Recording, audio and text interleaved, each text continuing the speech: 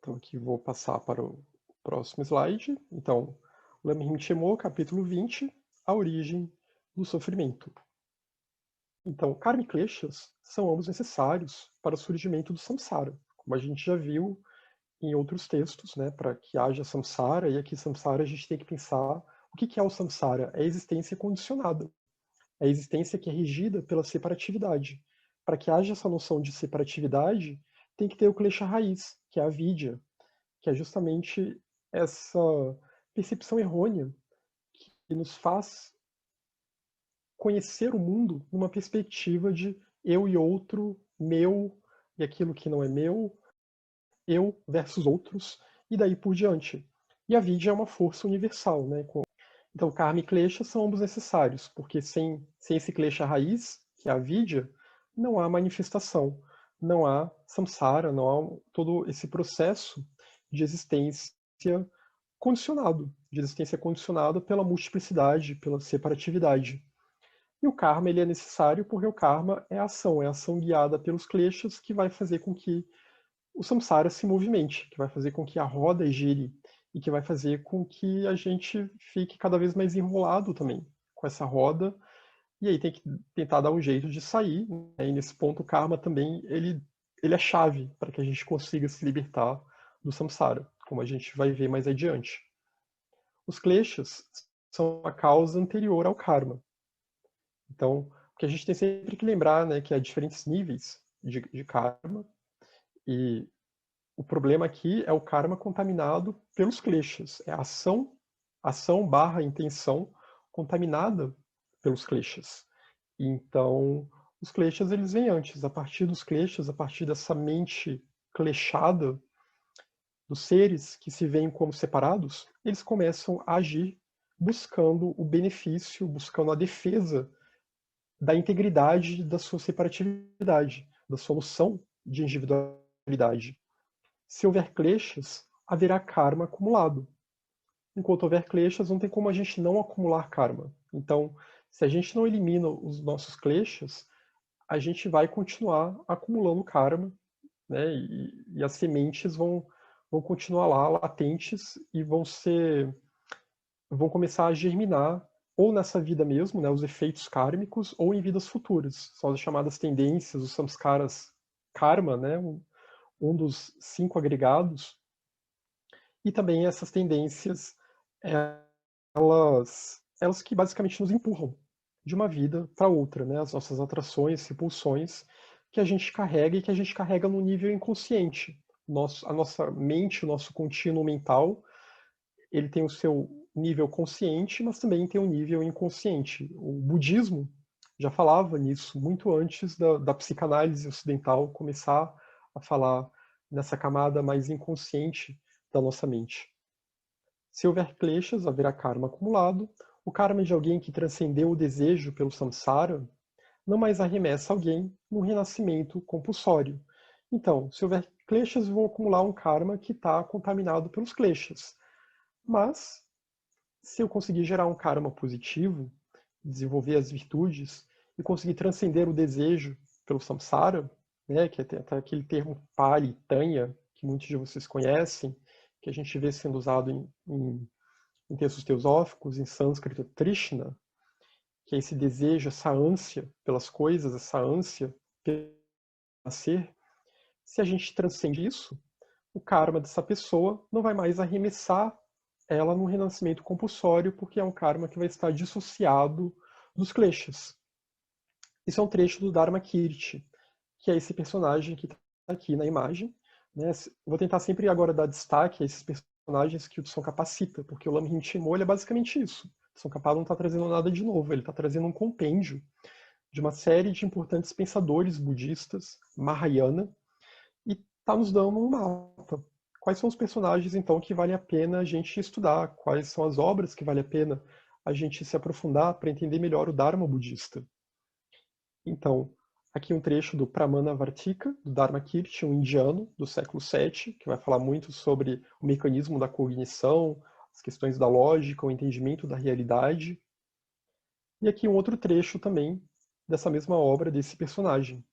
Os agregados, os skandhas, surgem novamente quando há desejo pelo samsara.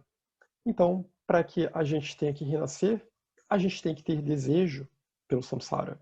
A gente tem que ter os kleshas atuando em nós, que nos impulsionam para o rumo ao samsara. E nesse sentido também a gente tem que ter um karma acumulado, um karma guiado, né, as ações guiadas por esses kleshas, porque a nossa mente está contaminada por eles, então as nossas intenções e as nossas ações, em algum grau, em alguma medida, sempre vão estar influenciadas por esses kleshas, e isso faz com que a gente tenha o desejo pelo nascimento condicionado, pelo nascimento no samsara. Isso é o aprisionamento. Isso é a existência condicionada, é o renascimento, é o mecanismo de renascimento compulsório. Consequentemente, é muito importante confiar no antídoto para os kleshas. Se a gente quer ganhar autonomia sobre esse processo, a mesma autonomia que os Mahatmas têm, a mesma autonomia que os Bodhisattvas têm, numa linguagem budista, né, os Arya Bodhisattvas, melhor dizendo, a gente tem que aplicar os antídotos aos kleshas. A Sangha, no Abhidharma Samuccaya, e aqui uma imagem do Asanga, né, que também é citado no prefácio da Voz do Silêncio, Asanga do século IV, fundador da escola Yogacara, muito citado, na verdade, pela Blavatsky também na Doutrina Secreta. E esse texto dele é um texto importantíssimo da literatura budista, o Abhidharma Samuccaya, que também vai falar dos mecanismos da cognição e vai detalhar muito bem o mecanismo dos kleshas e quais são os antídotos que a gente tem que aplicar para conseguir transformar a nossa mente. Aqui o Asanga ele é um dos personagens que deu as bases para um assunto que às vezes a gente chama na literatura budista de fatores mentais. Então, para quem se interessa por esse assunto, essa é uma obra e esse é um personagem de referência. Então, a Sangha no Abhidharma Samuccaya fornece uma definição geral de klesha, né? Porque a gente fala bastante klesha e às vezes vê uma série de traduções, mas como que a gente poderia definir o que é um klesha exatamente? E aqui nós vemos a definição. Um klesha é um fenômeno que tem a característica de causar perturbação. Ao surgir, perturba o fluxo mental. A mente no seu estado natural, ela é pura. A mente no seu estado natural, ela é uma substância sutilíssima. O que a gente chama de chitta no budismo, ela é bem sutil, porque o que a gente chama de chitta no budismo é o que, numa linguagem teosófica, a gente entende como budimanas. Basicamente isso. Então, quando ela está nesse estado, ela não está perturbada. O problema é quando começa a haver perturbação nesse fluxo. E esse fluxo começa a se enrolar com o samsara. É quando começa a haver uma consciência dual que se liga. Aí isso tem a ver com o mecanismo da mente concreta, né, que na linguagem teosófica a gente vai chamar de kama manas, que vai se ligar aos sentidos, que vai, se ligando aos sentidos, começar a se confundir um pouco sobre a natureza real das coisas, que vai começar a se confundir um pouco sobre os fenômenos, que vai começar a ter emoções e sentimentos que vão apegá-las a essas sensações que ela apreende por meio dessa interação entre mente e 5 sentidos. E aqui a gente vai ter então uma consciência dual. Essa consciência dual, que também, numa linguagem do budismo Yogacara, a gente vai chamar de Alaya Vijnana. A gente vê muito o termo Alaya sendo usado na Voz do Silêncio, que aí seria Alaya como um sinônimo de Budi, Alaya como um sinônimo da mente universal, de Mahat, mas Alaya em nós está contaminada, porque Budi em nós está meio apagado, Budi em nós está um pouco apagado por esse poder de Kama Manas, que é o poder dos kleshas, basicamente. Então, a Laya Vijnana é essa consciência dual, essa consciência sujeito-objeto, que ela acaba ficando perturbada, porque ela tem uma característica neutra, que ao mesmo tempo ela vai gerar boas sementes, vai gerar sementes negativas, né? Ela vai se envolver tanto com ações positivas quanto com ações negativas, gerando os dois tipos de karma, e claro, também tem as ações neutras. Ela vai se contaminar nesse processo e vai ficar presa ao samsara, devido a esse mecanismo desse agregado, que é o agregado Vijnana, um dos 5 agregados, que é esse agregado da consciência a consciência dual, que ao mesmo tempo é o que permite, né, com que a gente consiga existir no mundo, nesse mundo que a gente está, que a gente consiga perceber as coisas, o objeto, etc. Só que o problema é que esse agregado ele faz também com que a gente acabe se confundindo um pouco sobre qual é a natureza última das coisas. Ele faz com que a gente não consiga perceber, e aqui não só no nível consciente, mas no nível inconsciente também, de que existe algo mais, existe algo além da separatividade. E esse fluxo mental ele fica perturbado. E fica perturbado devido ao poder dos kleshas, aos kleshas que estão bagunçando tudo e que estão perturbando esse mecanismo, essa mente que ela existe para entender o mundo, ela existe para aprender, né? A mente concreta, ela está aí para que a gente consiga alcançar mesmo esse estágio de diferenciação, esse estágio de individuação numa linguagem junguiana, em que a gente começa a entender os fenômenos e que a gente começa a ser capaz de raciocinar, e assim a gente começa a montar o Antakarana, a gente começa a conseguir fazer com que a nossa mente, ganhando essa autoconsciência de nós mesmos, com que ela chegue em Budi, com que ela consiga acender o interruptor de Budi. Então essa mente ela é necessária, né? Ela não é uma punição, nem nada disso, mas ela está confundida, ela está perturbada devido ao poder dos kleshas, porque a gente vive numa esfera, num mundo chamado de mundo do desejo, né, o Kama Dhatu, que ele é extremamente contaminado pelo poder dos kleshas. As definições específicas dos 10 kleshas. Então, aqui Tsongkhapa vai detalhar quais seriam os 10 kleshas que a gente deveria ter em mente quando a gente vai meditar sobre eles. E para que a gente também possa aplicar o antídoto contra esses kleshas. O primeiro, aqui não está sempre naquela ordem usual que a gente vê, né, de a ignorância, apego, aversão e daí por diante. Aqui está numa ordem meio miscelânea, digamos assim, que é a ordem que estava no Lamrim Apego. Notar um objeto agradável ou atraente, externo ou interno, e desejá-lo. Né? A gente começa a se identificar com os objetos. Uma vez que a gente tem essa consciência dual, essa Vijnana, que é o contrário de Jnana, né? Porque não é uma consciência, não é uma percepção direta, é uma percepção que depende dos sentidos, que depende do pensamento, então, que tem bem, por causa disso, tem bem essa ideia mesmo de separatividade, a gente vê os objetos e a gente se identifica com eles, mas não de uma forma saudável, pensando em termos de independência. A gente se identifica pensando que eles são necessários para nós, de que eles são nossos, de que eles nos pertencem. A gente se projeta sobre esses objetos. E sobre os outros seres também, né? Claro, sobre as outras pessoas também. Então, notar um objeto agradável ou atraente, aí por isso que é um objeto externo ou interno, porque não necessariamente vai ser um objeto físico. Pode ser um objeto mental, um pensamento, uma ideia, uma emoção que eu tenho em relação a algo ou a alguém.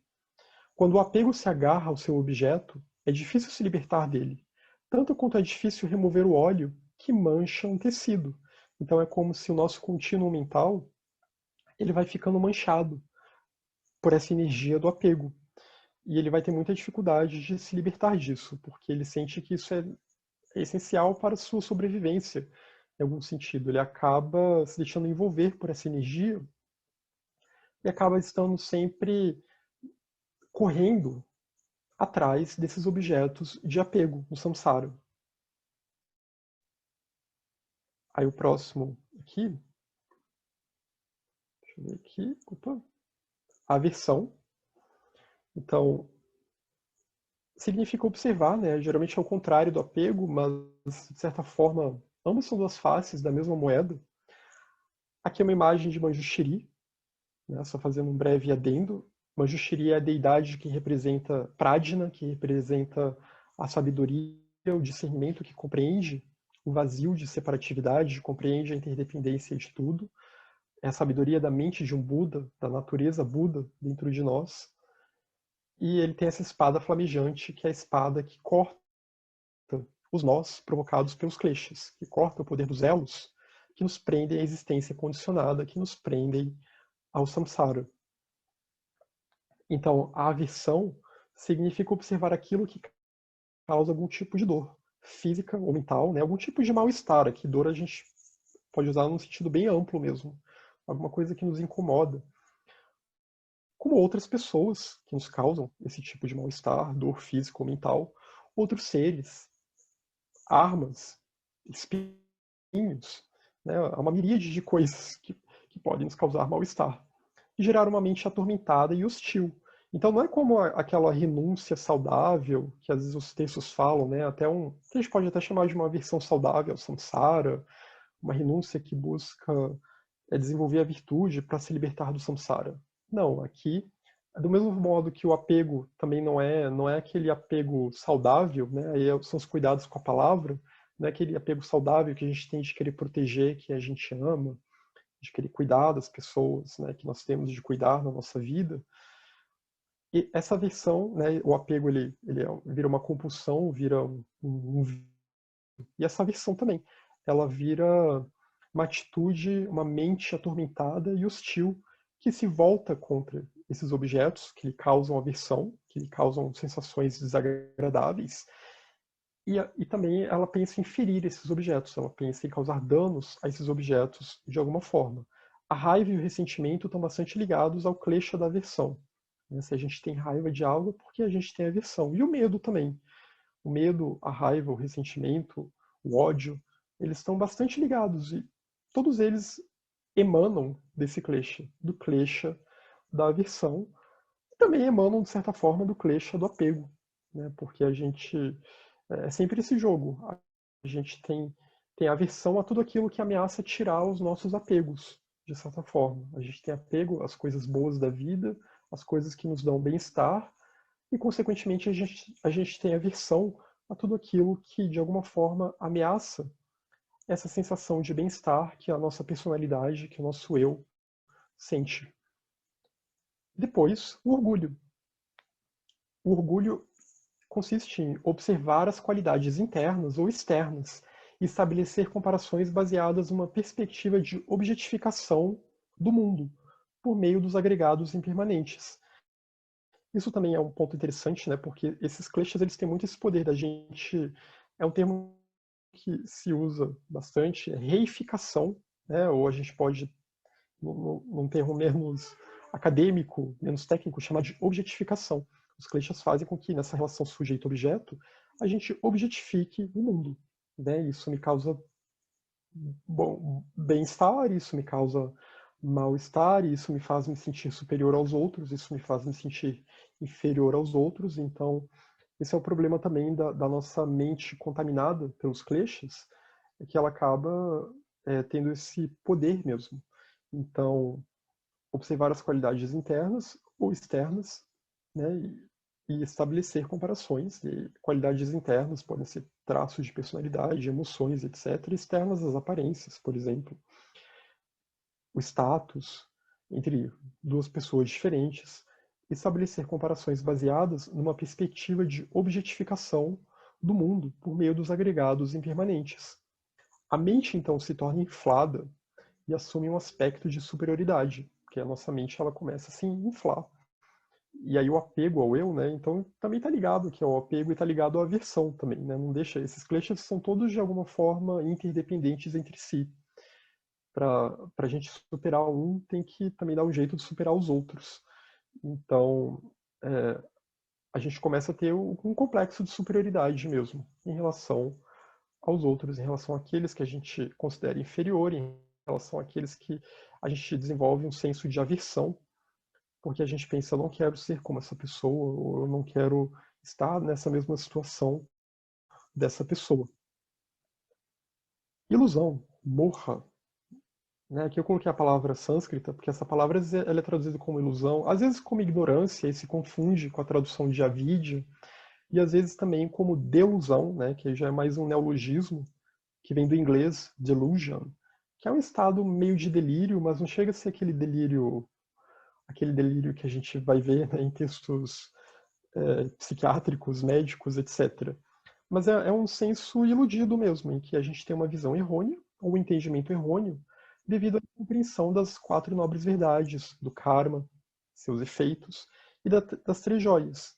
E não é nem que necessariamente a gente não acredite nisso, mas devido ao poder dos kleshas, dos demais kleshas, a gente vive uma vida meio iludida, achando que de alguma forma esse estado condicionado pelos kleshas é o nosso estado natural e de que esse é o caminho que a gente tem que percorrer. Então é basicamente isso, esse modo de ilusão ou delusão que resulta do poder dos kleshas sobre as nossas mentes. A dúvida, o quinto ponto aqui, que é a descrença ou a falta de convicção nas 4 nobres verdades. Então, é sempre importante aqui pontuar, né, que isso que se traduz como dúvida não é eu ter uma dúvida sincera, eu ter um questionamento que é necessário até no caminho espiritual, né? A gente tem sempre que se questionar, não é um caminho de crendice, de crença cega, né? A via espiritual não é assim. O budismo certamente não estimula isso, os sutras não estimulam nenhum tipo de crendice, e o caminho esotérico também não estimula nenhum tipo de crendice. Mas a dúvida é uma descrença, é aquela falta de convicção nas 4 nobres verdades, do karma, seus efeitos, as 3 joias. Eu posso estudar bastante, mas eu ainda não consigo ter. Eu fico sempre naquela, mas será? E aí eu não consigo avançar. Né? Eu não consigo avançar na prática, eu não consigo avançar no estudo, na meditação, na compreensão. E isso também vai estar muito ligado aos outros kleshas. Como eu falei, todos eles são interligados. Está ligado ao modo de ilusão ou delusão, porque a nossa mente está meio confusa devido ao poder dos kleshas. Está ligado ao apego, né? A gente tem apego ao que nos é mais familiar. Então a gente tem apego à nossa mente mais condicionada. Está ligado à aversão também. Muitas vezes a gente pode ter a aversão de querer dar um passo adiante, uma aversão de querer ir além, né? De querer ousar realmente se transformar a nossa mente, se descondicionar do samsara e se recondicionar numa senda virtuosa. Então, tudo isso aqui vai influenciar a dúvida, vai influenciar esse estado de descrença, além também das visões errôneas que a gente vai ver mais adiante, e claro, a avidya, a ignorância, né? Porque já que o nosso senso de um eu separado está tão arraigado dentro de nós, é muito difícil, né? E por isso que eu vejo até um certo incômodo que as pessoas têm com a filosofia budista.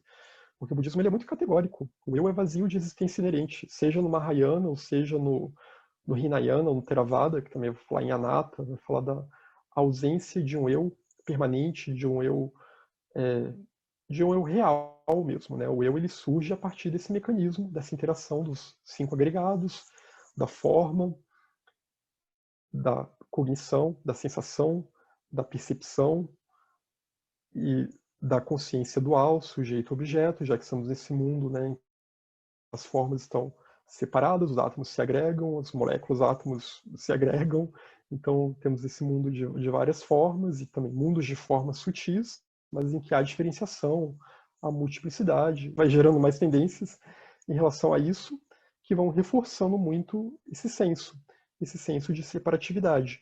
Então também é muito difícil, às vezes para as pessoas aceitarem, né, de que isso que eu chamo de eu, em termos últimos, ele não existe. Ele existe, né?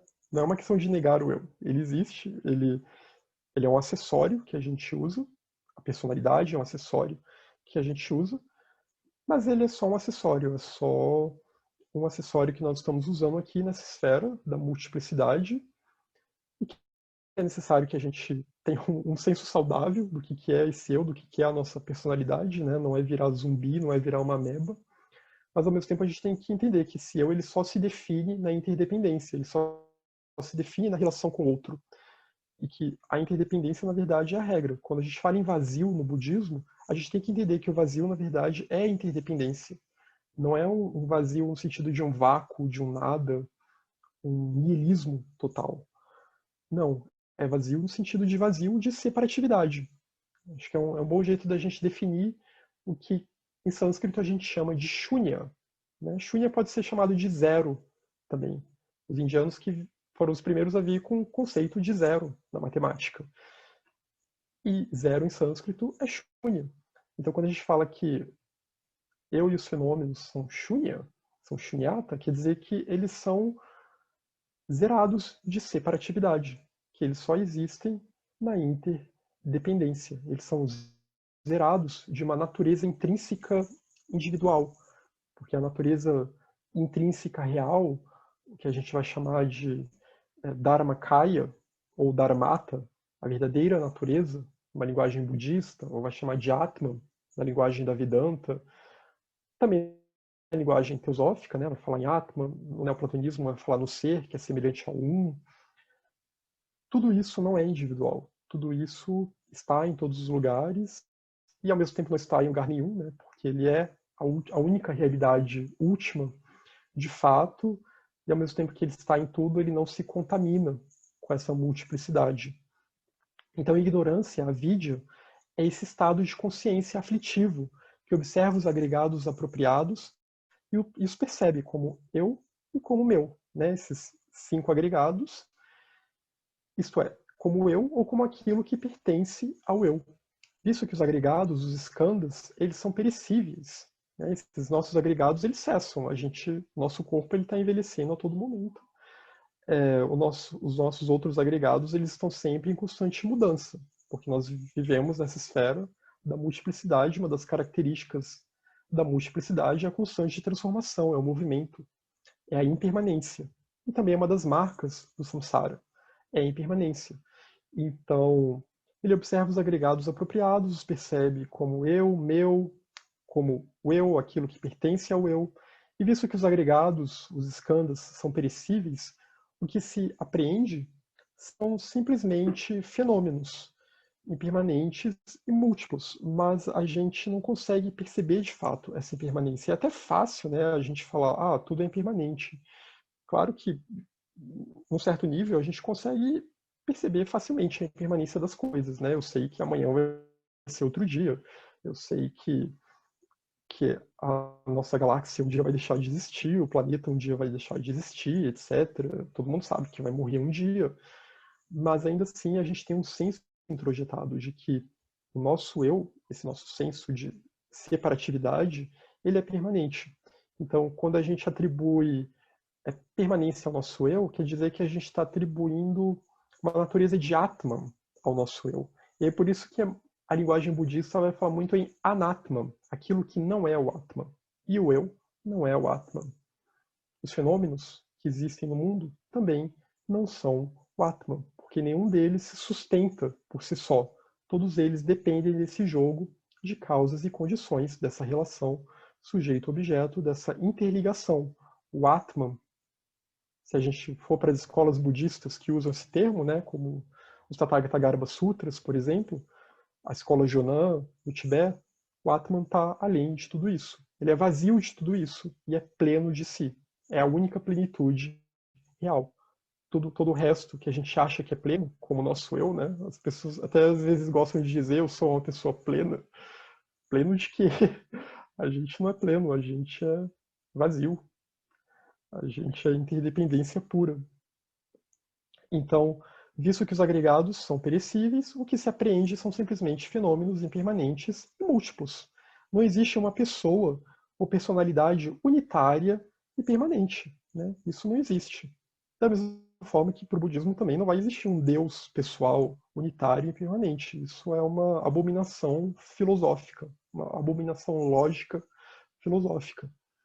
Ter alguém que tenha vontade de criar e tenha personalidade e traços humanos e ao mesmo tempo seja eterno. A gente até vai ver um pouco mais disso nesse capítulo.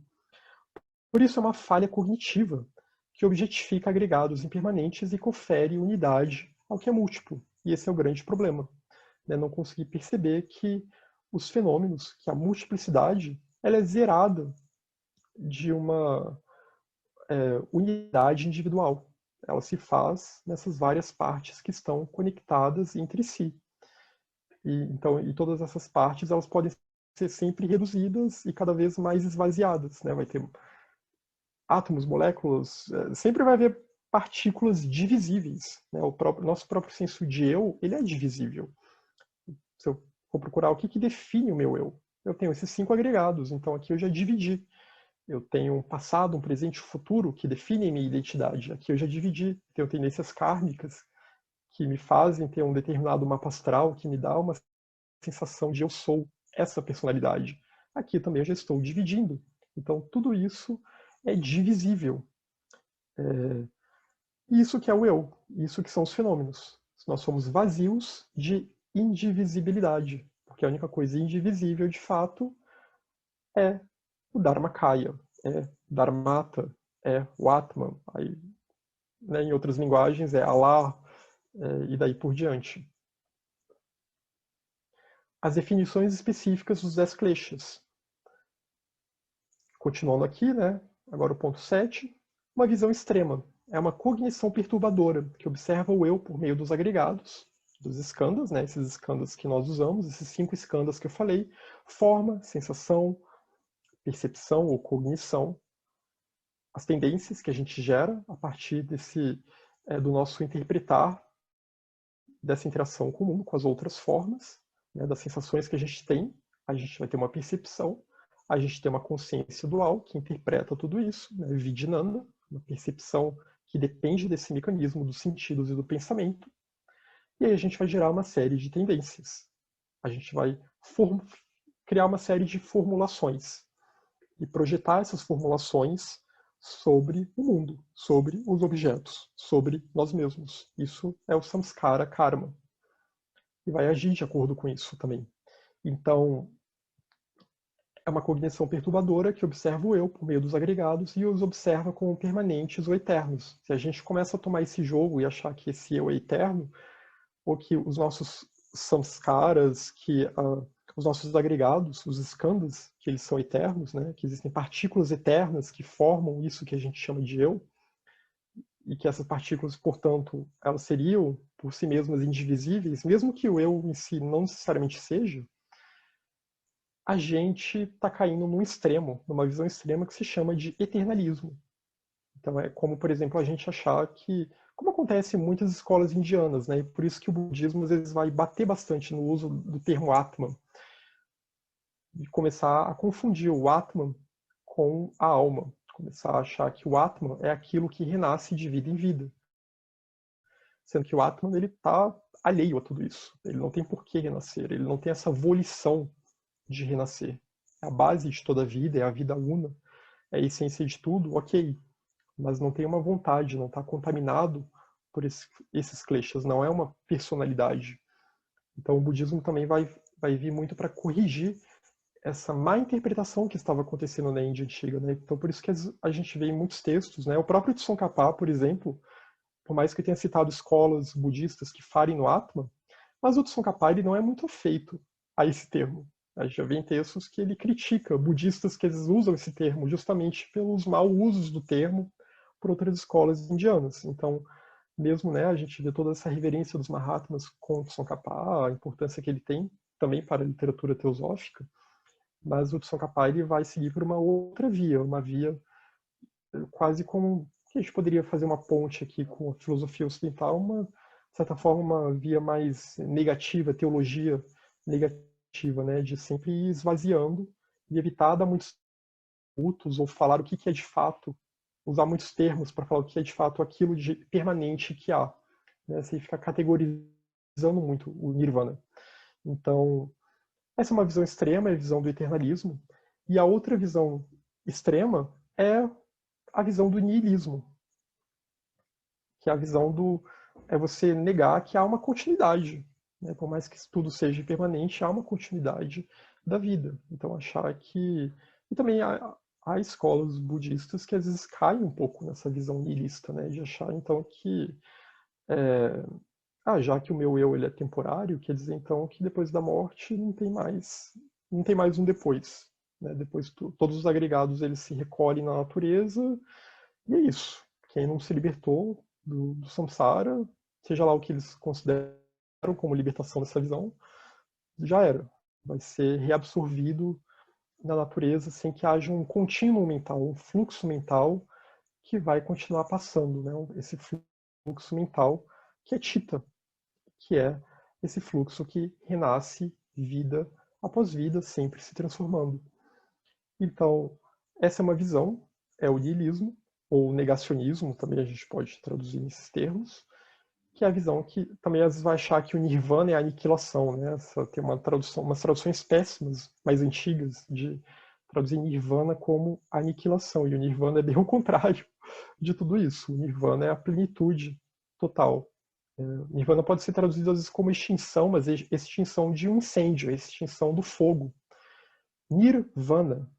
Nir, extinção, né, o não, e vana seria um fogo, um incêndio. É como se a gente está nesse incêndio florestal e aí, de repente, esse fogo passa. E aí a floresta não está mais pegando fogo, não está mais sendo destruída pelas chamas dos kleshas. É basicamente isso, que é uma possível tradução de Nirvana. A crença na supremacia de visões errôneas, né? Um outro klesha aqui dessa lista de 10 kleshas que Tsongkhapa nos apresenta. É uma cognição perturbadora que observa uma das três visões. A visão dos agregados perecíveis, né? Como eu falei, esses agregados nossos, eles são perecíveis, eles são impermanentes, porque a gente vai passar para uma outra vida e aí vai ter outros agregados se formando, eles não vão ser exatamente iguais, né? O nosso corpo não vai ser o mesmo, nossa aparência não vai ser o mesmo, a forma vai ser diferente, e daí por diante. Então, a crença na supremacia de visões errôneas é uma cognição perturbadora que observa uma das três visões. A visão desses agregados, uma visão extrema, que seria como o eternalismo ou o niilismo, uma outra visão errônea, a gente vai ver melhor quais seriam as visões errôneas especificamente na linguagem budista, e as considera como a crença suprema. Então, é acreditar que ou o eternalismo ou o niilismo, alguma outra visão errônea, sejam realmente a crença suprema que vai nos levar para a felicidade, ou que vai nos levar para a nossa meta espiritual.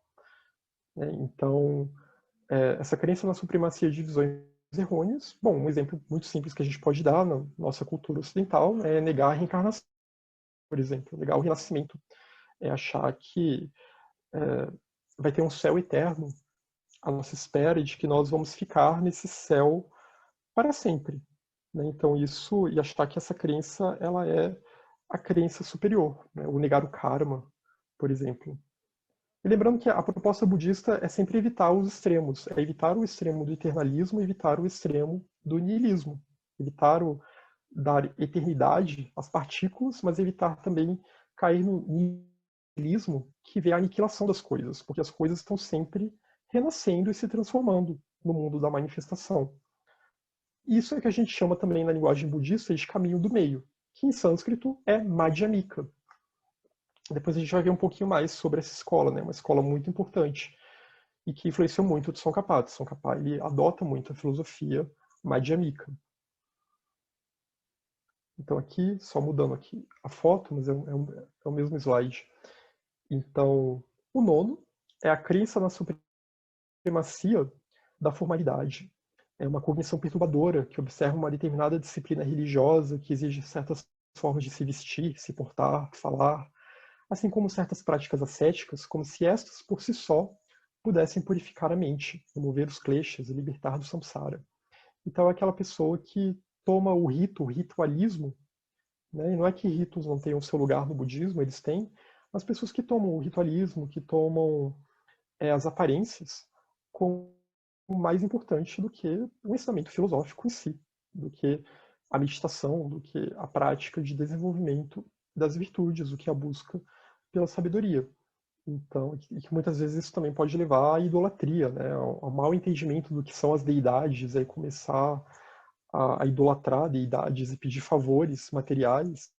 E a gente vê tudo isso no budismo. O budismo exotérico, o budismo em termos de religião organizada, ele vai ter os mesmos problemas que a gente vai ver na maioria das religiões, praticamente em todas as religiões organizadas que existem. Mas aqui a gente já vê essa crítica, né? Tsongkhapa estava nesse esforço de reformar o Dharma no Tibete. Então, de tentar libertar as pessoas de tudo isso, de mostrar que o hábito não faz o monge, o jeito que você se veste que vai influenciar na sua prática do Dharma. Não é se você faz uma determinada puja para o fogo, que isso por si só vai fazer você eliminar os kleshas. que não é ficar invocando deidades, né, os chamados protetores da mandala, idolatrando como se fossem as deidades principais, que isso vai fazer com que, invocar deidades menores, né, digamos assim, isso vai fazer com que você se liberte do samsara. Então, ou determinadas práticas ascéticas extremas, né, que a gente vê também na história do Buda, né, essa história razoavelmente lendária, mítica do Buda histórico, em que também ele teria se envolvido com ascetismos extremos, teria passado fome, feito jejuns extremos, e foi percebendo que isso não libertava do samsara. Foi se torturando, né? Foi percebendo que nada disso libertava do samsara, assim como se jogar nos prazeres não liberta, se jogar na dor também não liberta do samsara. Nada disso vai remover os kleshas. O que remove os kleshas é o poder da sabedoria.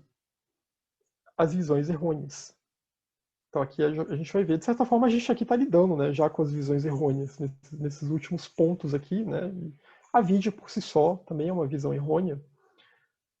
Mas então, o que são essas visões errôneas aqui nesse ponto 10?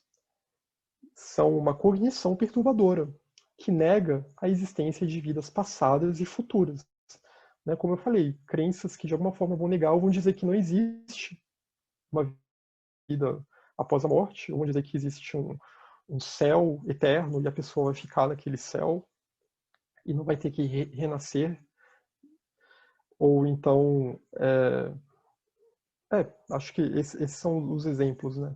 Então, é uma cognição perturbadora que nega a existência de vidas passadas e futuras, nega o renascimento, nega a doutrina do renascimento, que em termos teosóficos, né, a gente chama de reencarnação, nega o karma e seus efeitos, então também vai negar a lei do karma, vai dizer que não, isso do karma é muito relativo, ou talvez nem exista, é uma bobagem, isso é balela, e a gente também vai ver muitas religiões por aí que de fato negam o karma, né? Não só filosofias materialistas, mas também muitas religiões que têm visões bem contrárias à ideia do karma. Ou que acredita que a existência dos seres se deve a um Deus criador, a uma essência primeva que cria o mundo. Né? Achar que tem um Deus e que esse Deus os criou e que nós temos que servir a esse Deus, que temos que ser escravos desse Deus criador. Então isso também é uma visão errônea, achar que temos que fazer sacrifícios para agradar esse Deus. Também é uma visão errônea do budismo. E também é uma crítica que, é claro que a gente pode muito facilmente aplicar essa crítica à ortodoxia das religiões abraâmicas, né, do cristianismo, do islã, do judaísmo, mas também a gente pode aplicar ao que se fazia muito na Índia, na época do surgimento do budismo, né, muitas escolas que acabam distorcendo o Dharma eterno da Índia, Sanatana Dharma, e acabaram transformando a relação com os deuses a relação com as deidades, numa relação de pura idolatria, e transformando Ishvara, o Senhor, num deus pessoal mesmo, em um deus a ser adorado, e como se fosse o último deus, né? E Shivara, na cosmogonia indiana, ele não é. Assim como Brahma também não é o deus mais elevado. Né? A gente tem Brahman, que é essa essência última, que é mais elevado que tudo, e Brahman, ou Para-Brahman, uma linguagem teosófica, né? Como Subahal enfatiza bastante, o absoluto. O absoluto ele não cria. O absoluto ele não cria o mundo. A gente não deve nada ao absoluto. O absoluto ele não tem essa volição de um Deus pessoal. Como a doutrina secreta mostra muito bem, a manifestação do cosmos, a manifestação das cadeias planetárias, ela se dá por meio das inteligências, uma coletividade de inteligências que vão atuar de acordo com a lei da necessidade, que vão atuar como agentes do karma cósmico e vão construir universos e vários universos. Mas não há um único ser que diga, agora eu vou criar e depois vou descansar no sétimo dia. Né? É claro que essa história da Bíblia é alegórica e, se bem entendida, há um significado esotérico por trás e tem uma gênese gnóstica também, né? A gênese que a gente encontra em textos apócrifos é bem diferente dessa versão que a gente vê na Bíblia canônica, ortodoxa. Mas então é isso. Acreditar que existe um único Deus que cria tudo e temos que seguir a vontade desse Deus, ou acreditar que há uma essência primeva que crie o mundo ativamente, né? Uma essência primeva que pense como um Deus pessoal e que vá criar o mundo. O que a gente vê é uma emanação. São emanações e emanações, e para que a manifestação realmente venha à tona, é necessário que haja, para que a multiplicidade venha à tona, é necessário que haja uma coletividade de inteligências atuando. Então, expliquei os 10 kleshas de acordo com o Abhidharma Samuccaya e o Yoga Karabhumi de Asanga, né? Eu tinha colocado uma imagem do Asanga mais lá para trás, muito citado na Voz do Silêncio, na Doutrina Secreta, fundador da escola Yogacara, e também no Panchaskanda Prakarana, de Vasubandhu, que é um texto em que Vasubandhu vai falar bastante sobre os 5 skandhas, os 5 agregados, e vai falar também sobre os kleshas. Vasubandhu é esse personagem aqui, que está aqui na imagem, também foi um indiano do século IV, foi irmão de Asanga, então atuou bastante com Asanga nesses inícios da escola Yogacara. E aqui voltamos para a imagem de Manjushri, né, com a sua espada que corta a ignorância, Manjushri representando a sabedoria. O mau entendimento, deixa eu ver aqui, o mau entendimento dos agregados como um eu surge devido às trevas da ignorância, e que impedem a clareza acerca da verdadeira natureza dos agregados. Então, a gente vê aqui que, por estarmos envolvidos por essas trevas da ignorância, a gente não consegue ver a verdadeira natureza luminosa, que é a interdependência, que é o vazio, e que, para além disso, há algo ainda mais profundo, que está além de tudo isso, que permeia tudo isso, mas que não é tudo isso. Então, esse mau entendimento dos agregados, de achar que os nossos agregados eles são o eu, e que esse eu tem uma existência permanente, inerente, independente, surge devido à avidya. A avidya, lembre da segunda nobre verdade, é a causa do sofrimento. Né? A primeira nobre verdade é sofrimento, a segunda nobre verdade tem uma causa. Então, esse capítulo é intitulado A Origem do Sofrimento. Vemos aqui a origem do sofrimento, que é a ignorância, é a avidya.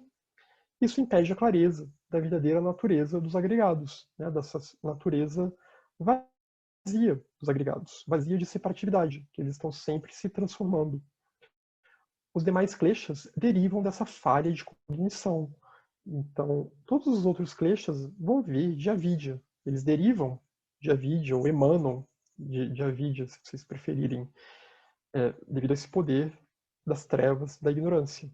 Essa força cega que não compreende essa cognição que é cega de vidya, é cega da sabedoria. Então não compreende a real natureza das coisas. Se considerarmos o que é a ignorância e a visão dos agregados, se considerarmos que a ignorância e a visão dos agregados é idêntica, então a visão dos agregados perecíveis é a própria causa dos kleshas. Então, porque a gente vê os agregados como um eu, isso deriva muito da ignorância. Sem a vidya, a gente não teria essa ilusão que os agregados geram de que nós temos um eu inerentemente existente, de que nós temos um eu que é capaz de existir separadamente, né, como um sujeito único. Então, se a gente considera que há uma identidade, que há uma relação profunda entre a vidya e os agregados, né, estão interligados, então a visão dos agregados é a própria causa dos kleshas, porque como esses agregados estão contaminados por avidya, eles acabam causando apego, causando aversão, causando descrença, causando dúvida, causando medo, ódio, ressentimento, causando as visões extremas, as visões errôneas. Quando a visão dos agregados, skandhas, né, vamos sempre nos acostumar, tentar nos acostumar, nos familiarizar com os termos em sânscrito, porque as traduções às vezes são muitas e muito bagunçadas, então é sempre bom a gente tentar nos familiarizar com o sânscrito, que é a língua franca do budismo. E skandhas também às vezes é usado na literatura teosófica com outro sentido, mas no sentido de samskara, né? Aqui skandha é algo que está muito além de samskara. Como eu falei, a forma, a percepção, são mecanismos que tornam possível que a gente desenvolva um senso de eu, que a gente tenha um senso de eu, que a gente interprete o mundo. Então são esses mecanismos que permitem com que os seres vivos consigam atuar no mundo nessa relação objeto tendo esse senso. Então, quando a visão dos agregados dos skandhas apreende um eu, surge a discriminação entre eu e outro. Desde que se faz tal distinção, surge o apego ao que é associado ao eu e a aversão ao que diz respeito aos outros. Né? Eu em primeiro lugar, sempre. Eu sou mais eu e os outros que se cuidem. Os outros que lutem, que cuidem de si. É claro que, mesmo contaminados por a vida, a gente vai ter amor, vai ter compaixão pelas outras pessoas, né? Mas sempre acaba tendo um pouquinho de limite aqui. Nunca acaba sendo aquele altruísmo incondicional da mente desperta de Bodhicitta, da Bodhicitta real, da Bodhicitta que não é só uma aspiração a esse estado, mas que é quando a gente de fato alcança esse estado, porque ainda há um eu lá atrapalhando, e esse eu ele sempre vai se perguntar, mesmo que a gente não admita, mas o que eu estou ganhando com isso? Isso me traz boas sensações, me traz sensações ruins? Então isso também acaba embotando muito o nosso senso de dever e de serviço para com os outros seres. Né? E aí, necessariamente, a gente acaba causando danos. O caminho budista é um caminho da gente tentar causar o mínimo de danos possíveis, até chegar um momento que, quem sabe, a gente consiga causar 0 danos, que aí é se libertando do samsara, e aí já é atuando numa outra senda totalmente virtuosa, senda dos bodhisattvas, rumo ao Budado. Mas enquanto a gente estiver aqui no samsara, a gente está infectado mesmo por essa falha cognitiva, por esse vírus no sistema, que é a avidya, e aí a gente acaba, querendo ou não, nos colocando em primeiro lugar, mesmo que a gente goste de se pensar como pessoas benevolentes e bondosas e compassivas e etc. E só fique apontando os outros, né? É fácil acusar os outros de egoísmo. Mas admitirmos o nosso próprio já são outros 500. Então aqui, deixa eu ver aqui travou um pouquinho aqui a página dos slides, que ele está travando um pouco. Acho que agora foi. Deixa eu ver se não foi muito. Agora. Não, é esse aqui mesmo. Isso. Então, ao observar o eu, a mente também se torna inflada, né? Porque a gente vai se observando, vai desenvolvendo essa relação narcísica com isso que a gente projeta como sendo o nosso eu. E aí surge a crença de que este eu ele é eterno. Ou, por outro lado, também pode surgir a crença de que ele está sujeito à aniquilação. Se surge a crença de que ele é eterno, a gente vai cair naquele erro, né, de achar que o nosso eu é o nosso Atman, de achar que o nosso eu, inclusive, é o nosso próprio, é a nossa alma, e que isso é o Atman, que ele vai estar sempre surgindo. Aí começa a escrever eu com letra maiúscula, né, o eu maior. Os indianos eles até usam na filosofia, a gente vê na Vedanta, a palavra Aham, que pode ser traduzida como eu, né, a primeira pessoa no sânscrito. Só que eles usam num outro sentido, que a gente tem que tomar muito cuidado, principalmente na literatura teosófica, quando se fala em eu superior, né? Que muitas vezes e Blavatsky jamais vai dizer que existe uma personalidade, que o nosso eu individual ele é eterno. Então a gente tem que tomar muito cuidado com essa terminologia, como ela foi traduzida para o português também. E principalmente porque depois autores posteriores também se confundiram ainda mais. Mas voltando aqui para o budismo, então, ou a gente acha que esse eu é eterno, né, uma vez que a gente vai inflando esse eu, e aí é um apego, né, que vai gerando esse orgulho, ou então a gente começa a ter medo de que ele talvez não sobreviva, de que ele possa ser completamente aniquilado. E aí, aniquilado que eu quero dizer é que não vai haver uma continuidade para a próxima vida. E a gente cai, então, numa vida naquele clichê mesmo do carpe diem, de aproveitar o aqui e agora, uma vida somente devotada ao materialismo, às sensações, aos prazeres, os sentidos, sempre essa satisfação egóica. Então, que aí já é o medo de perder esse eu, né? A aversão a tudo aquilo que ameaça perder esse eu, como a ideia de que talvez ele não sobreviva a uma próxima vida. Porque, como eu falei, ele não é eterno, mas ele também não se aniquila, né? Porque a gente vai carregar muitas dessas tendências desse eu de agora, esse nosso eu presente, para a vida futura. Mas não vai ser exatamente o mesmo eu, não vai ser exatamente a mesma personalidade. Obviamente, vai ser numa outra época, num outro contexto, e a nossa personalidade se define muito, não só em relação ao nosso karma pregresso, mas também as nossas interações com o meio. E além disso, também a gente pode refletir na nossa própria vida, né? O quanto que a gente muda. Há elementos da nossa personalidade que continuam muito parecidos, no nosso senso de eu, que continuam muito parecidos ao longo da nossa vida, mas ao mesmo tempo há coisas que mudam bastante, desde crenças, apegos, muita coisa, ideias que a gente tem acerca do que nós somos. Isso geralmente muda bastante ao longo da nossa vida. Adota-se então a supremacia da visão do eu e práticas deletérias que reforçam tal visão.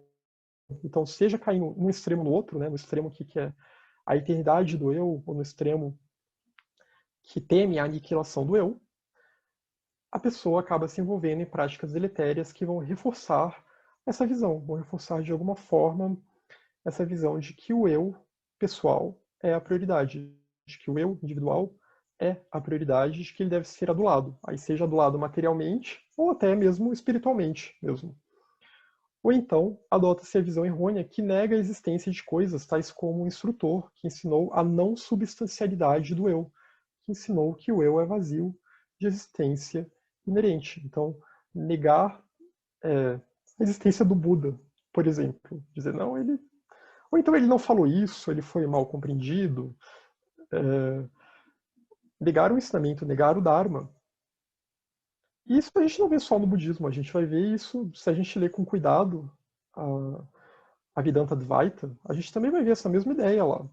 Né? Não vai ver o termo shunya, mas vai ver essa mesma ideia de insubstancialidade do eu. Que o eu não é o Atman, o eu não é Brahman, o eu não é permanente, também não está sujeito à aniquilação, mas também não é permanente. Que esse eu ele existe nesse encadeamento de interdependência. Eu até coloquei recentemente um vídeo no meu canal do YouTube, quem quiser ver, eu até coloquei esse trecho, comparando com o budismo. Fiz um vídeo comentando passagens que eu selecionei do Vivekachudamani, do Shankara, né, uma obra que eu gosto bastante, que acho que sempre vale a pena a gente revisitar de quando em quando.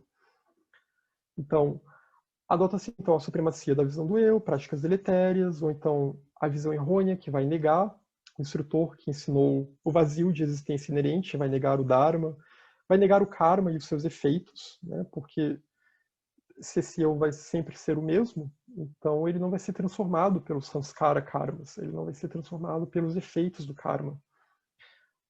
Vai negar as três joias, né? O Buda, o Dharma e a sanga espiritual.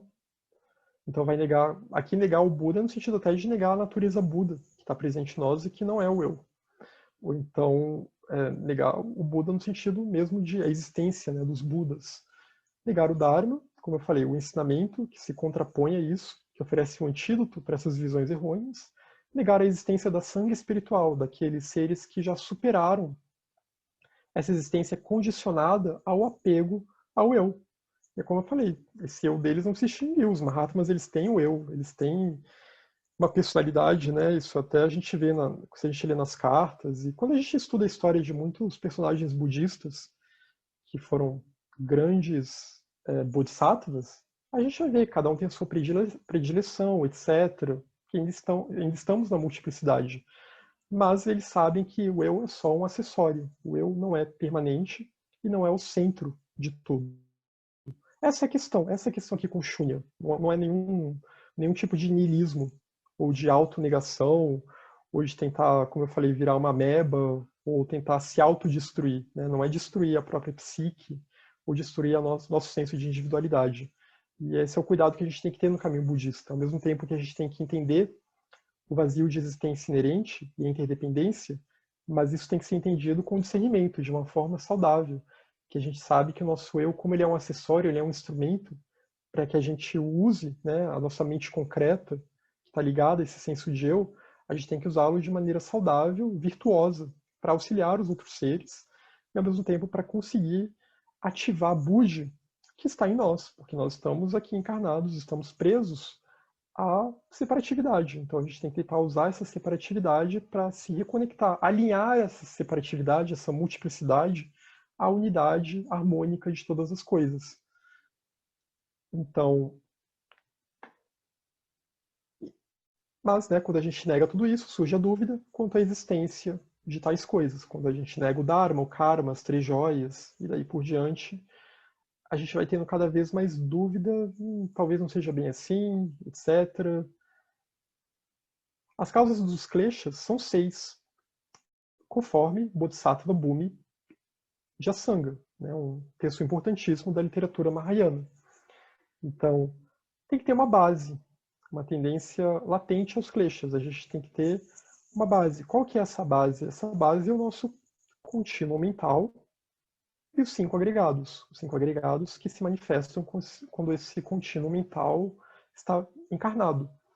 Mas também tem alguns agregados que continuam, né? Os samskara karmas, eles continuam. Os 5 agregados, na verdade, eles continuam latentes no nosso contínuo mental, conforme a gente vai gerando o nosso karma e vai renascendo, e aí a gente vai gerando novos agregados a partir do nosso karma pregresso, a partir das causas e condições, né, das condições em que a gente nasce também, mas o potencial está latente.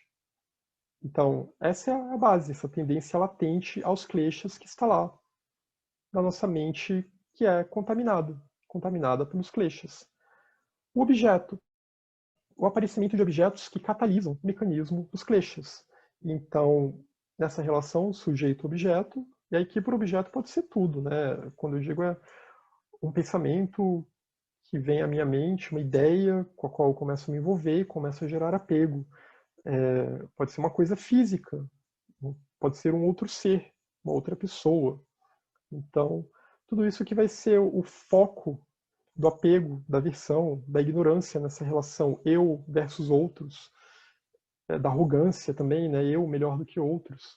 Então, tudo isso aqui precisa do objeto para catalisar, né? O mundo ele não é uma mera criação da nossa mente. Esse é um outro problema também que algumas perspectivas budistas depois vão dizer que o mundo é só uma imaginação da nossa mente, mas não é bem assim. Os objetos eles existem. O outro ele existe. Não é só a nossa mente projetando uma série de ilusões. Senão a gente cai num solipsismo espiritual bem maluco, né? E por isso também que a gente não tem o poder de mudar a nossa realidade totalmente de acordo com os nossos pensamentos. Por mais que a gente gere formas de pensamentos, né? Os nossos pensamentos eles tenham certo poder e tal, ainda assim a gente não consegue mudar totalmente a realidade, porque tem outras pessoas, outros seres, tem um planeta que também é vivo, que também estão atuando, né? Tem toda uma coletividade, uma mente coletiva também. Então, é necessário ter o objeto para que o sujeito se apegue ou tenha aversão, etc. O contexto social, a influência de más companhias, maus amigos e pessoas tolas. Aqui, pessoas tolas seriam todos nós em algum nível, todas as pessoas que estão presas ao samsara. Essa é a definição de pessoa tola ou de seres infantis no budismo. São aquelas pessoas que ainda estão totalmente guiadas pelos kleshas. E maus amigos, né? São aquelas que ficam reforçando emoções perturbadoras dentro de nós, que ficam reforçando a raiva. E a gente entra naquela questão das ações não virtuosas, né? A fofoca, a discórdia, né? Principalmente pela fala, isso se dá muito. Então, pessoas que nos instigam a fazer mal a outras pessoas, a fazer mal a outros seres, pessoas que nos influenciam com crenças autodestrutivas, aí isso pode entrar também em grupos perigosos, falsos gurus, etc. Tudo isso seriam essas más companhias ou maus amigos. Tudo aquilo que nos ajuda a ficar cada vez mais preso ao samsara, né, e cada vez se enrolando mais e gerando mais karma negativo. A explanação. Ouvir ensinamentos errôneos. Se a gente ouve ensinamentos errôneos, os kleshas podem ficar reforçados. Se a gente ouve ensinamentos que reforçam a natureza dos kleshas, como por exemplo, de que o eu ele é a minha essência, de que eu tenho um eu que está numa evolução contínua e vai ser sempre cada vez melhor, isso é um ensinamento errôneo. O hábito. O processo de se tornar acostumado aos kleshas passados. Essa aqui é uma questão muito importante, né? Porque a gente não consegue delimitar quando que começaram as nossas vidas. É muito complicado. Não tem como a gente saber qual foi a minha primeira vida nesse kalpa, nesse manvantara. Ainda tem os manvantaras pregressos. O samsara não tem início. Ele pode ter fim, se a gente der um fim a ele, né? Mas esse estado mental contaminado, que a gente chama de samsara, essa existência condicionada, é uma coisa que está nos acompanhando há incontáveis, incontáveis eras. Então, a gente tem um hábito aqui, né? E a gente tem esses padrões kármicos que a gente vai repetindo. Então, por isso que, lembram daquele capítulo do Tsongkhapa sobre meditação? Uma das definições que ele dá de meditação é que a meditação é uma forma de condicionamento, da gente recondicionar a nossa mente. E é exatamente isso, a gente conseguir recondicionar a nossa mente de modo que a gente deixe de lado esses outros condicionamentos samsáricos. Porque não existe vácuo no contínuo mental, não existe vácuo da natureza. A gente não consegue simplesmente descondicionar os fatores mentais e aí de repente vai ficar num estado puro, etc. Não, a gente tem que aplicar antídotos, a gente tem que nos reconduzir, nos recondicionar, nos transformar no caminho da virtude. E aí a gente vai mudando. Então, a questão do hábito é tudo, inclusive para a prática do Dharma, né? A gente tem que desenvolver o hábito, a rotina, a constância.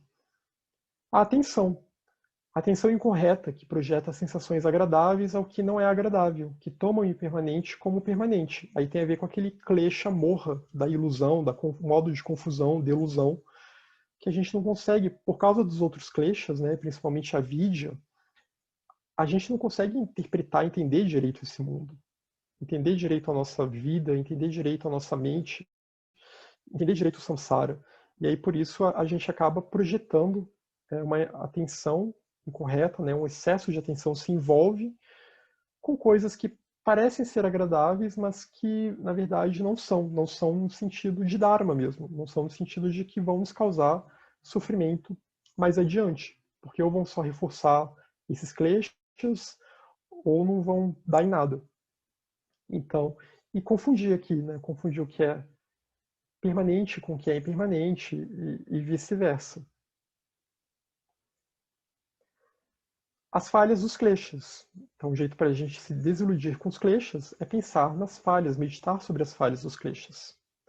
Quando um klesha surge, ele perturba a mente e leva ao erro em relação ao que se observa, reforçando tendências latentes, né? Os samskaras que já estão latentes, porque esse é um mecanismo que remonta a tempos imemoriais, e fazendo com que o mesmo tipo de klesha se torne recorrente. E a gente vai sempre reforçando nesse ciclo vicioso. Isso é o samsara. Pode causar danos a si próprio, a outros ou a ambos. Né? Os kleshas, nossos apegos, no mínimo eles podem causar danos a nós próprios. Se a gente, por exemplo, tem apego a um alimento que nos faz mal e consome demais, isso pode nos dar um problema de saúde. Mas o grande problema, né, outro grande problema, é o dano que a gente causa a outras pessoas. Também, isso, como eu falei, enquanto a gente estiver influenciado pelos kleshas, né, dominado, condicionado pelos kleshas, inevitavelmente a gente vai causar dano a outras pessoas, a outros seres, ao planeta, como a gente está vendo aí, o planeta todo nesse estado de extrema confusão, né? E não é de hoje, essa não é a primeira pandemia, não, não vimos as últimas guerras da história. Infelizmente, enquanto a humanidade estiver domada pelos kleshas, essas coisas vão continuar a acontecer. Então, e nessa a gente acaba causando dano a ambos. Se nós causamos danos a outros, necessariamente a gente causa danos a nós mesmos também. Porque afinal somos todos interligados. Levam a ações não virtuosas ao karma não virtuoso nesta vida e em vidas futuras, ou em ambas. Às vezes pode ser só uma semente nessa vida, que eu ainda não chego a agir muito em relação a isso, mas na próxima vida isso vai ficar mais forte, se eu tiver um gatilho, né, algo para catalisar esse klesha. Ou então eu vou cometer uma série de ações não virtuosas nessa vida e vou continuar cometendo elas em vidas futuras, porque eu não fiz nada para tentar parar esse ciclo. E aí criam as experiências de sofrimentos e angústias, assim como as dores do nascimento, né? E aí as dores do nascimento compulsório. A gente acaba tendo que nascer, a gente se envolve com esses kleshas, com essas ações não virtuosas, tentando aliviar o nosso sofrimento, né? Basicamente, como o Mahatma K diz numa carta, né? Não existe mal na natureza. O problema é quando as pessoas buscam o excesso de bem para si próprias, o excesso de bens para o seu eu, para o seu ego. E aí isso acaba gerando o mal, acaba gerando danos a outros seres e acaba gerando danos a si próprios. Então, nesse ciclo, a gente só vai sofrer mais e mais, ter mais angústias, e vai nascer. E aí o processo. A gente vai ver na próxima reunião, eu acho, né? Hoje não vai dar tempo, mas na próxima quarta, a gente vai ver sobre o processo de morte e renascimento. Vai ver um pouquinho sobre o karma e sobre o processo de morte e renascimento. E vai ver então como que também, se a nossa mente estiver muito imbuída de karma não virtuoso, como que esse processo acaba sendo bem mais doloroso do que para uma mente serena, uma mente que se envolveu bastante com a virtude, se envolveu bastante com a prática das paramitas, etc., que buscou a sabedoria, a elevação espiritual, que buscou desenvolver a compaixão. A gente vai ver isso em mais detalhes na próxima reunião. Então os kleshas eles afastam do nirvana e destroem as virtudes. Quanto mais a gente se envolve com os kleshas, mais preso a gente fica ao samsara e mais longe do nirvana. Isso vai esgotando os nossos recursos também. Isso esgota tanto no sentido de karma positivo que a gente gera, né? Uma hora ele vai se esgotar porque a gente vai se distrair tanto com o poder dos kleshas que todo aquele mérito que foi gerado a gente não aproveita. Não aproveita tentando ou gerar mais mérito, fazendo bem para outros seres, ou estudando Dharma, etc. A gente se distrai com as benesses, né, de uma vida muito boa, às vezes, ou com as dores de uma vida também muito precária. Então tem esses dois lados. E também nisso a gente acaba esgotando a nossa vitalidade, a gente acaba esgotando a nossa vida. Como também a gente vai ver melhor no próximo capítulo, né, a gente já nasce, devido ao nosso karma pregresso, a gente nasce com uma data de validade a cada vida. É claro que isso pode ter variações, a gente pode estender um pouquinho, ou pode encurtar, dependendo do que a gente vai fazer nessa vida atual, né? Mas a gente já nasce com uma tendência de viver X anos que vem de vidas passadas. Então, o nosso tempo também ele é limitado, né? E o budismo dá muita importância a isso, a tentar aproveitar o tempo que a gente tem para não se enrolar cada vez mais. Deixa uma vida social marcada por apreensão e falta de alegria, porque se a gente está envolvido com os kleshas, o que vai acontecer com a gente? A gente vai acabar tendo inimigos, vai ser mal falado. Mesmo se a gente se envolver com a virtude no mundo que a gente vive, nós também teremos inimigos, claro, né? Porque a gente não controla os outros, é, e a natureza do samsara, infelizmente, é assim. Mas se a gente, mesmo que a gente pratique a virtude e venham pessoas nos atacar, nos desafiar, se a gente não desenvolver ódio por elas, não desenvolver raiva, rancor, ressentimento, a gente consegue se manter firme. Isso então não nos afeta tanto. A gente tem que pensar que o nosso verdadeiro inimigo, na verdade, são os kleshas. Então, mas isso bagunça realmente, os kleshas bagunçam com a vida social, porque, né, toda uma humanidade que está kleshada aí. Não estou falando dos outros seres, estou falando só da humanidade. 6, 7 bilhões de pessoas no planeta que estão dominadas pelos kleshas. Isso é uma receita para o caos. Isso gera apreensão, falta de alegria, e leva a uma morte repleta de arrependimento. Na hora da morte, a gente começa a pensar, quando chega no estado intermediário, também vamos ver isso em mais detalhes na próxima reunião, a gente começa a sentir o remorso. Remorso desse sofrimento que a gente causou a nós mesmos e aos outros, porque essa energia vem à tona.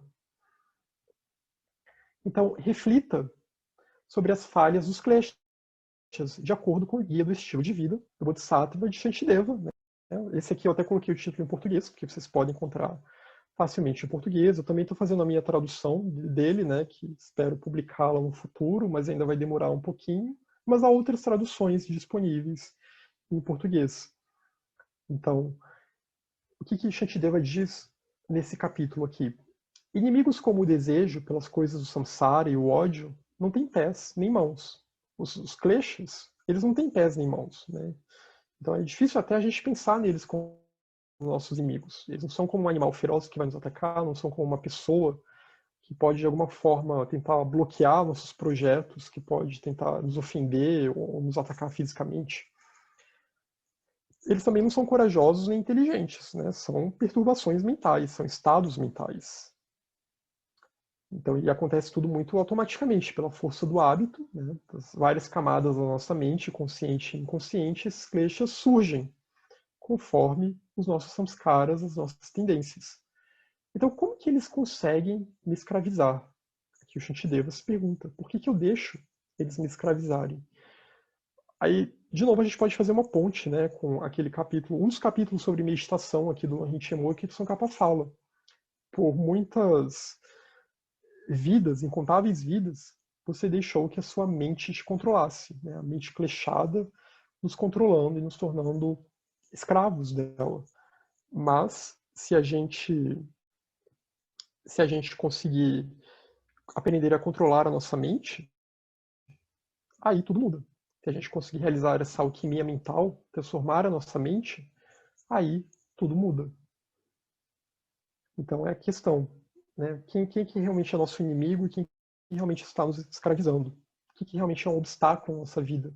São as outras pessoas? São os políticos? É o sistema econômico?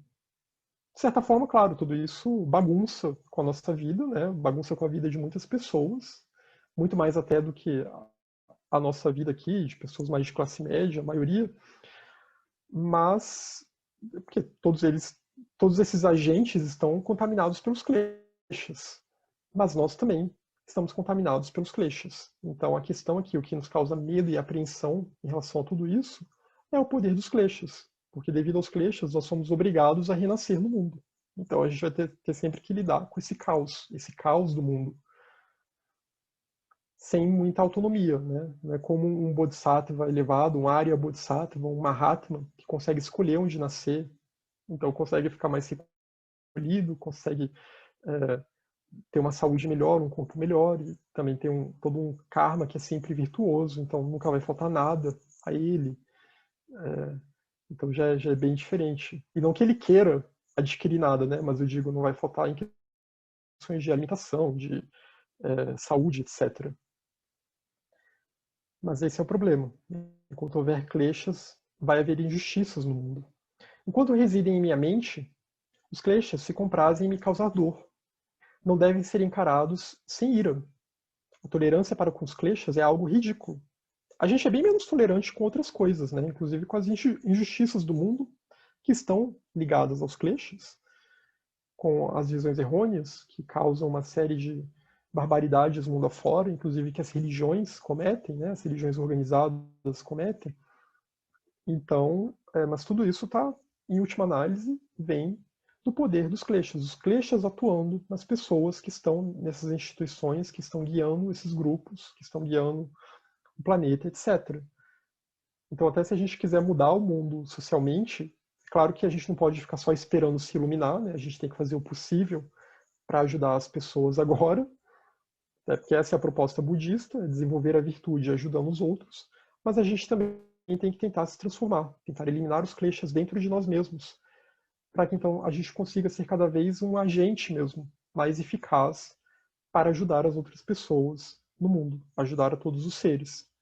Então, não há por que ter tolerância para com os kleshas. Em relação aos kleshas, não há problema em ter ira contra eles. Aí aqui eu até coloquei a imagem de Vajrapani, que é uma deidade irada no budismo, né? O budismo, também o hinduísmo, trabalham muito com essas imagens de deidades iradas, que representam essas deidades que têm fúria, que têm ira, mas é uma ira purificada, porque não é uma ira contra os outros seres, não é uma ira contra outras pessoas, não é uma ira que quer causar danos aos outros, mas é uma ira contra a vidya, é uma ira contra os kleshas. É a energia de Virya. Virya, que é a bravura indômita, que é o entusiasmo, que é a reta energia que nos impulsiona para o caminho da virtude.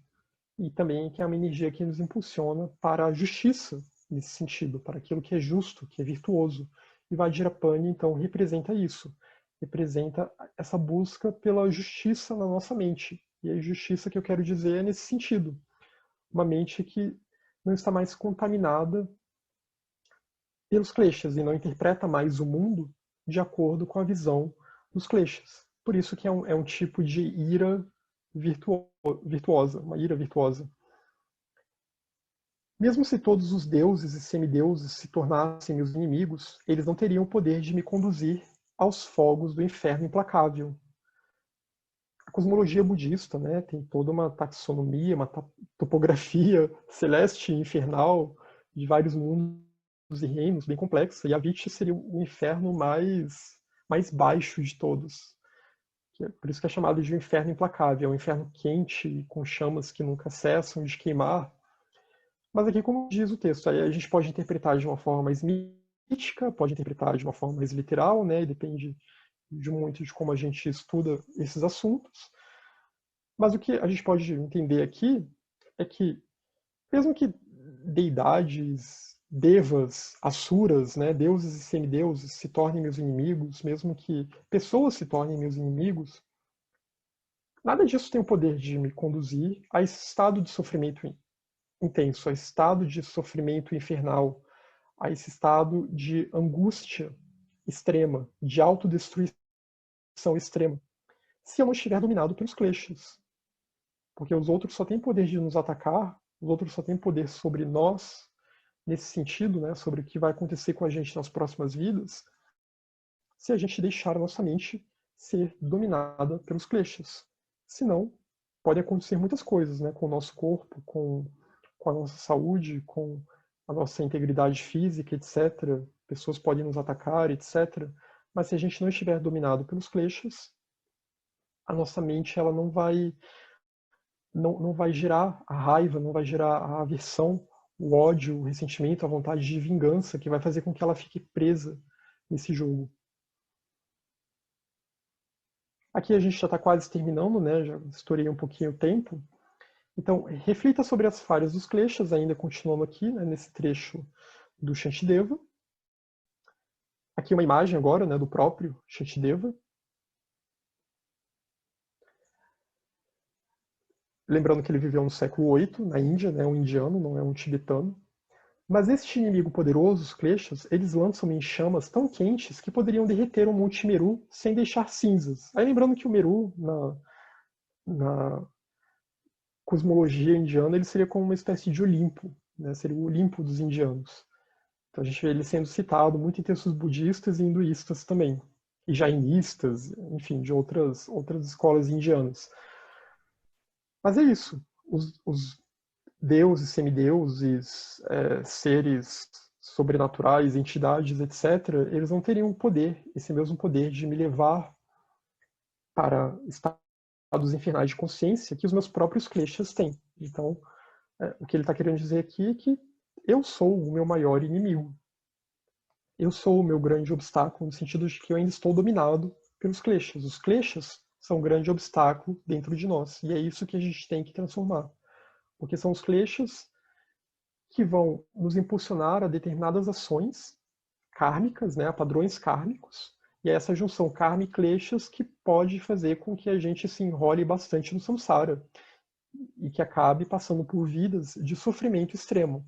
Mesmo que a gente não conte essa questão de inferno literalmente, mas a gente pode pensar em muitos tipos de vidas humanas, né, em muitos estados psíquicos, mesmo na nossa própria vida atual, que podem ser correspondentes a um sofrimento intenso, a um sofrimento infernal. Isso tudo é devido a karma e kleshas. O meu inimigo, os kleshas, existe desde tempos sem início e não tem fim. Nenhum outro inimigo é capaz de perdurar por tanto tempo, né? Porque o samsara tudo é impermanente. Como também a gente viu em outro capítulo, aquela pessoa que é o nosso inimigo no momento da vida, depois vira um amigo, ou vira uma pessoa neutra, vai depender de como a gente se relaciona e reage em relação às outras pessoas. Agora, os kleshas não, os kleshas sempre serão nossos inimigos. E são os nossos inimigos mais antigos, de fato. Dado o serviço e atenção apropriados, todas as pessoas podem prestar ajuda e dar felicidade. Né? Se a gente tem o poder de conquistar pessoas. Né? Muitas vezes aquela pessoa que não vai muito com a nossa cara, a gente conquista ela e de repente e conquista às vezes pelo serviço, oferecendo ajuda, e ela nos retribui, dando ajuda, dando felicidade. Já os kleshas a gente pode seguir o caminho deles sempre, e eles nunca vão nos retribuir com felicidade.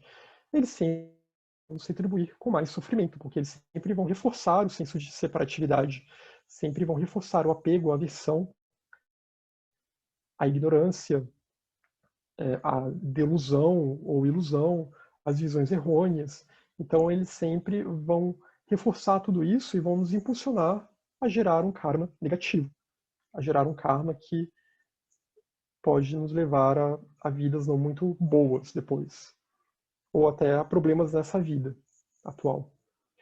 E aqui acho que a gente agora já vai quase fechando, né? São mais 2 slides. Então, deve-se ter um entendimento de acordo com o que Geshe Gombawa ensinou. Geshe Gombawa foi um Kadampa, né? E é importante lembrar que o Lamrim, o primeiro texto Lamrim, vem da antiga escola Kadampa, lá no século XI, no Tibete, com Atisha. Aí tem importantes personagens, a Kadampa, Tsongkhapa se refere bastante a eles. Geshe Gombawa é um desses personagens. Aqui é uma imagem do mosteiro de Reting, no Tibete, que foi o primeiro mosteiro Kadampa, e onde Atisha compôs o primeiro tratado, o primeiro texto, Lamrim, depois que ele saiu da Índia e foi para o Tibete. Então, o que a gente fala sobre os kleshas? Para eliminar os kleshas, deve-se conhecer as suas causas, as suas características, seus antídotos e as causas para o seu surgimento. Então, não é só uma questão de observar, mas é uma questão de analisar também. Lembra que a meditação ela tem também um aspecto analítico mesmo, de tentar entender como que são esses processos, esses mecanismos. Após reconhecer e saber quais são os antídotos a serem aplicados a cada um dos vários kleshas que existem. Né? A gente aqui viu os kleshas mais primários, mas há uma lista bem extensa de kleshas secundários também. Após reconhecer as suas falhas, considere-os defeituosos e como seus inimigos. Aqui reforçando aquela ideia, né? Quem são nossos reais inimigos? Sem reconhecer as suas falhas, sem reconhecer as falhas dos kleshas, não será possível entendê-los como inimigos. Né? A gente não vai entender, a gente vai ficar muito apegado àquela visão de não, mas eu tenho que seguir meus apegos, eles são necessários para a minha felicidade, etc. Eu tenho que retribuir negativamente aquele ataque que eu sofri daquela pessoa, né? Eu dependo disso para minha integridade, não posso me passar por covarde, etc. Então tudo isso vai reforçando os kleshas, porque ainda não entendi que o problema são os kleshas. Portanto, é necessário refletir sobre isso, conforme o Mahayana Sutra Lamkara, de Maitreya e Asanga, né? Tem até um texto que eu coloquei no YouTube, o Hino ao Buda, que são trechos desse texto aqui. Né? Lá não fala tanto dos kleshas, as passagens que eu usei, mas se vocês também procurarem no canal do YouTube, tá lá. São trechos mais devocionais ao Buda. E o Guia do Estilo do Bodhisattva de Shantideva. Então esses 2 textos também vão falar bastante sobre os kleshas. Estude os textos de Asanga e Vasubandhu para entender as características dos kleshas. Então eu estou jogando esses nomes aqui, porque para quem quiser se aprofundar nessa literatura budista, essa literatura que é a base filosófica da escola Gelugpa, de Tsongkhapa, são esses personagens aqui que ele está citando. Maitreya, Asanga, Shantideva, Vasubandhu, e outros também que a gente vai ver ao longo desse texto, mais adiante. Deve-se ter um entendimento de acordo com o que Geshe Gombawa ensinou. Uma vez que se conhecem os kleshas primários e secundários, então, quando o apego, a aversão, etc., surgirem no fluxo mental, pode-se identificá-los pensando: este é tal klesha, e agora surgiu sem lutar contra ele.